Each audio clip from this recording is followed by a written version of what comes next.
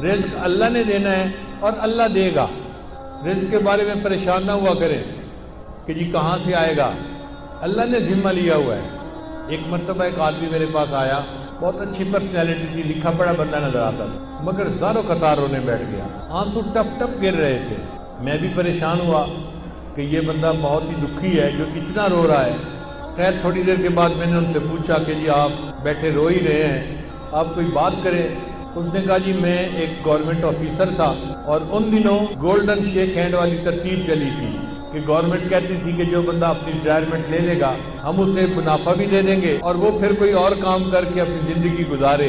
Government کو فائدہ یہ تھا کہ ورکر کم ہو جائیں گے اور ورکر کو فائدہ یہ تھا کہ ایک ہی وقت میں پیسے مل جائیں گے تو مکان خرید لیں گے, بیٹی کی شادی کر لیں گے, یا فلاں کر لیں گے یا فلاں کر لیں گے. وہ کہنے لگا کہ مجھے تقریباً 16 لاکھ روپیہ ملے جو بینیفٹ کے تھے. میں نے اور بیوی نے مشورہ کیا کہ ہم اس کو رکھ دیتے ہیں اور اپنے گزارے کے لیے میں کہیں پہ جاب کر لیتا ہوں چھوٹی موٹی, اور روٹی ہم کھا ہی لیں گے اور یہ پیسے بچوں کی تعلیم اور ان کی شادیوں کے کام آئیں گے.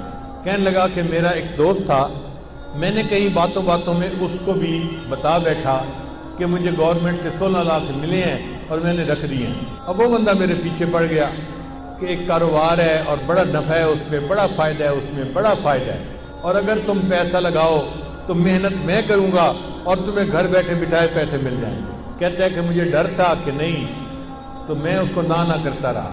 بالآخر ایک دن میری بیوی نے پوچھا کہ کیا مسئلہ ہے, تم کسی گہری سوچ میں ڈوبے نظر آتے ہو, کیا پریشانی ہے؟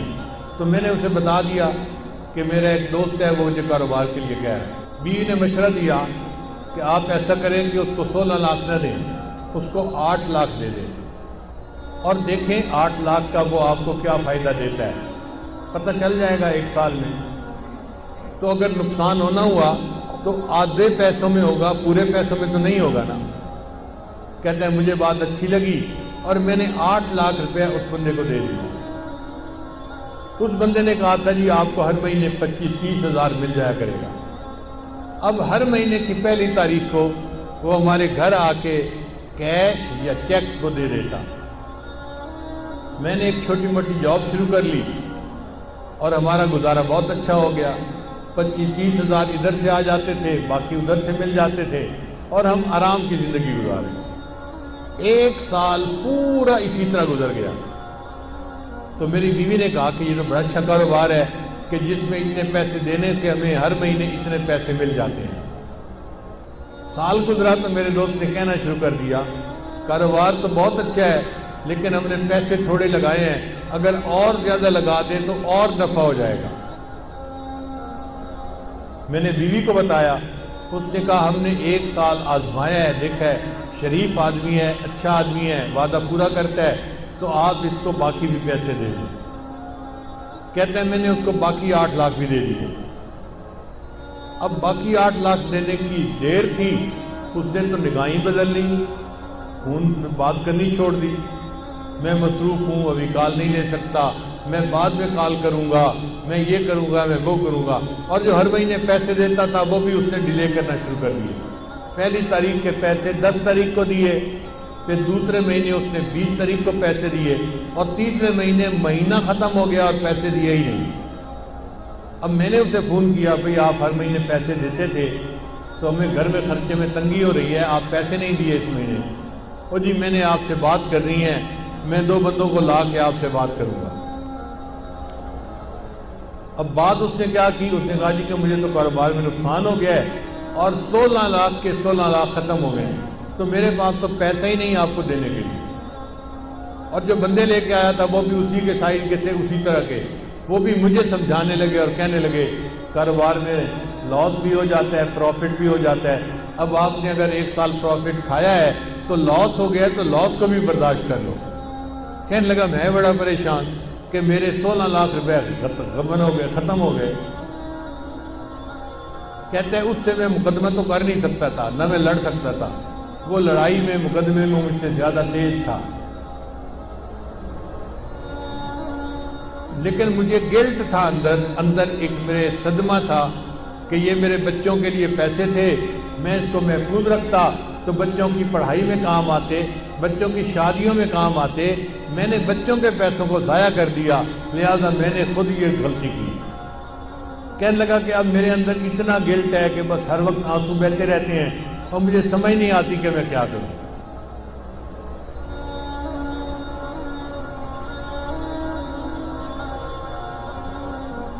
اس کی بات سن کے مجھے بھی بہت دکھ ہوا کہ ایک شریف آدمی اذیت میں مبتلا ہو گیا۔ میں نے اسے تسلی دی، پھر تسلی دے کے میں نے اس سے پوچھا کہ مجھے یہ بتائیں کہ آپ کا رزق کہاں پہ ہے؟ کہنے لگا کیا مطلب؟ میں نے کہا آپ کا رزق زمین میں ہے یا آسمانوں میں ہے؟ کہتے جی آپ بتا دیں۔ میں نے کہا اللہ تعالیٰ فرماتے ہیں وَفِي السَّمَاءِ رِزْقُكُمْ، اور تمہارا رزق آسمانوں میں ہے۔ تو جب ہمارا رزق آسمانوں میں ہے تو ہمارا رزق کوئی ہتھیار نہیں سکتا، کوئی چوری نہیں کر سکتا۔ جو ہمیں پہنچنا ہے وہ اللہ پہنچا کے رہے گا۔ اگر کسی نے پہنچانے میں بددیانتی کی تو اللہ دوسرے ڈاکیے کے ذریعے سے پہنچا دیں گے، کسی اور طریقے سے پہنچا دیں گے۔ اللہ اس پر قادر ہے کہ اس کو پہنچائے۔ اس کو تھوڑا تسلی ہو گئی۔ میں نے کہا کہ دیکھیں آپ کا رزق تھا، اگر کسی نے آپ سے بددیانتی سے لے لیا آپ فکر مت کرو، اللہ آپ کو آپ کا رزق دوبارہ دے دیں گے، آپ پریشان نہ ہو۔ اب اس کا جو رونا تھا وہ بند ہو گیا، ذرا تسلی ہو گئی۔ میں نے اسے بیٹھ کے کلمات بھی پڑھا دیے اور اس کو کہا کہ بس اپنے دل سے معاف کر دو اور یہ عہد کرو کہ یا اللہ اس نے میرے ساتھ بددیانتی کی، میں زندگی بھر کبھی کسی کے ساتھ بددیانتی نہیں کروں گا۔ اس نے یہ بھی وعدہ کر لیا۔ پھر میں نے کہا اچھا یہ بھی میرا وعدہ کرو کہ جب اللہ آپ کو آپ کی ضرورت سے زیادہ پیسہ دیں گے تو آپ زکوٰۃ پابندی سے ادا کریں گے۔ اس نے یہ بھی وعدہ کر لیا۔ لو جی میں نے دعائیں دے کے اس کو رخصت کیا۔ رخصت ہوتے ہوئے مجھ سے پوچھنے لگا حضرت اب میں کیا کروں؟ میں نے کہا کہ بھئی آپ کوئی ایسا کام شروع کریں جو پیسے کے بغیر ہوتا ہے، اللہ برکت دے دیں گے۔ تو ہنس پڑا، حضرت پیسے کے بغیر تو کام کوئی نہیں ہوتا۔ میں نے کہا سوچیں کوئی نہ کوئی کام ایسا نکل آئے گا، چاہے مزدوری کیوں نہ کرنی پڑے۔ لو جی وہ گیا اور اس نے گھر جا کے بیوی کو بتایا۔ اس کی بیوی کا غم بھی ختم ہو گیا کہ ہمیں ہمارا رزق اللہ دے دے گی۔ پھر بیوی نے اس کو مشورہ دیا، ہم دیہات میں رہتے ہیں اور یہاں جو کسان ہوتے ہیں نا یہ کھاد خریدتے ہیں شہر سے، اور ان پڑھ ہونے کی وجہ سے ان کو پتہ ہی نہیں چلتا کہ یہ کھاد کون سی ہے اور کون سی نہیں ہے۔ تو آپ اگر شہر کی کسی کمپنی سے کھاد کی بوریاں کریڈٹ پہ لے کر آئیں اور ان دیہاتیوں کو یہاں بیچ دیں پروفٹ رکھ کے، تو پھر پیسے آپ واپس کر دینا اور کچھ آپ کو نفع مل جائے گا۔ لو جی یہ بندہ کھاد کی کمپنی کے پاس گیا ملتان میں، ان سے بات کی کہ مجھے جی آپ 10 بوریاں دے دیں کریڈٹ پہ، میں آپ کو پیسے مہینے کے اندر واپس کر دوں گا۔ وہ کہے جی ہم تو آپ کو نہیں جانتے، ہم آپ کو کیسے دے دیں؟ یہ کہے جی میرے کاغذات دیکھو، میں اتنا آفیسر تھا گورنمنٹ کے اندر، یہ بھی مجھے جانتا ہے، یہ بھی جانتا ہے، یہ بھی جانتا ہے۔ وہ کہیں کہ بھئی ہمیں تو شکل صورت سے بھی نظر آتا ہے کہ تم آفیسر رینک کے پڑھے لکھے بندے ہو، لیکن ہم بغیر پیسے کے کیسے اپنا مال دے دیں؟ ہم نہیں دے سکتے۔ اب یہ بیچارہ روز جائے اور روز ان کی منت سماجت کرے کہ آپ لوگ میرا کام شروع کروا دیں۔ جو مینیجر تھا نا وہاں کا وہ ذرا رحم دل بندہ تھا، اس کو رحم آ گیا۔ ایک دن وہ کہنے لگا دفتر والوں کو کہ بھائی اس کو 10 بوری کریڈٹ دے دو اور گارنٹی میری ڈال دو، اگر اس نے پیسے نہ بھی دیے تو 10 بوری کے پیسے میں ادا کر دوں گا کہ چلو مجھ سے غلطی ہوئی، لیکن اب اس بندے کو 10 بوری دے دو۔ اس بندے کو 10 بوری مل گئی، یہ لے آیا، اس نے آ کے کسانوں کو بیچی، ہر بوری پہ 50-50 روپیہ اس نے نفع رکھ لیا، تو 10 بوری کا اس کو اچھا بھلا فائدہ ہو گیا۔ چنانچہ پھر یہ 10 کی جگہ 20 بوری لینے لگ گیا، پھر 30 بوری لینے لگ گیا، پھر 50 بوری کرتے کرتے ایک وقت آیا کہ کمپنی والوں نے کہا جی ہم آپ کو پورا ٹرک کریڈٹ پہ دے دیتے ہیں۔ اب اس نے کریڈٹ پہ ٹرک لیا اور لوگوں کو تقسیم کی کھاد اور ان سے پیسے لے کے واپس دے دیے۔ پھر 1 ٹرک سے 2 ٹرک اور 3 ٹرک اور ٹرکوں میں کام شروع ہو گیا۔ اللہ کی شان دیکھیں، کوئی 6-7 سال کا عرصہ گزرا ہوگا، یہ بندہ ایک دن میرے پاس واپس آیا، مجھے کہتے ہیں الحمدللہ حضرت آج میں 16 کروڑ کی پراپرٹی کا مالک ہوں۔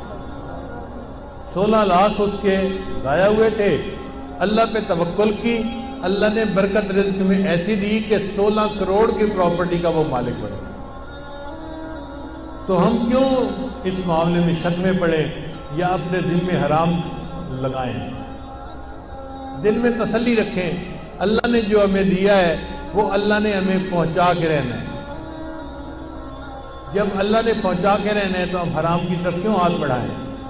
اس لیے جو چیز شک میں ڈالے اس کو چھوڑ کے اس طرف آ جاؤ جو چیز شک میں نہیں ڈالتی۔